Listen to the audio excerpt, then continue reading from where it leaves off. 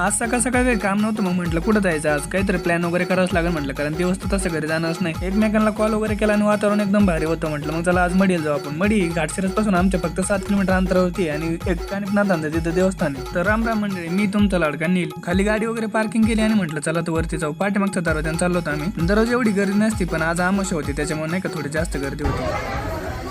आणि नाथांचे दर्शन वगैरे केले आणि लगेच नवनाथ मंदिरामध्ये गेलो. आणि इथं जेवढे नवनाथ आहेत त्यांच्या सगळ्यांच्या प्रतिमा वगैरे येतात आणि इथं नाही का पारायण वगैरे केले जाते नवनाथांचे. हे विठ्ठल रुक्मिणी मंदिर आहे आणि याच्यामधून आतमध्ये एक भुयार जाते. तिथं खाली नाही का महादेवाची पिंड आहे आणि तिथं फक्त पूर्णपणे अंधार आहे, फक्त एक दिवा चालू आहे.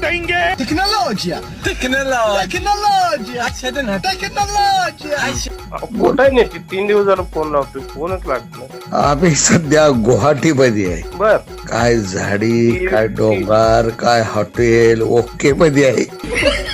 कानिपनाथांचे दर्शन करून मडीवरतून आपण मायंबाला आलो. मायंबा म्हणजे हेच आपले मच्छिंद्रनाथांचे देवस्थान. नाथांच्या मंदिराचं काम चालू होतं, त्याच्यामुळे दर्शन बाहेरनं चालू होतं. भाविक वगैरे नाही का रांगेमध्ये बाहेरनं दर्शन वगैरे घेत होतात आणि वरतून असं प्रकारचं इथं खाली दिसून येतो. मंदिराला लागूनच असलेल्या डोंगराच्या सखोल खोलदरीमध्ये एक पाण्यासाठी बंधारा बांधलेला आहे आणि तो पूर्णपणे झाडांनी वेढलेला आहे. दर्शन वगैरे करून आम्ही लगेच घरी आलो होतो आणि घरी आलेला माऊली लगेच म्हटलं आपल्याला रानात जायचं आहे, थोडं गवत आहे तेवढं वेचायचं आहे. तर म्हटलं चला आपण जाऊ आणि गवत वेचून घेऊ. गवत वगैरे याचाल त्याला थोडी मदत केली. तर आजचा ब्लॉग कसा आहे कमेंट मध्ये सांगा आणि जर आपल्या अकाउंटला सबस्क्राईब नसेल केलं तर पटकन जाऊन सबस्क्राईब करा आणि तुमचे प्रेम असेच राहून द्या. तर भेटूया उद्या परत.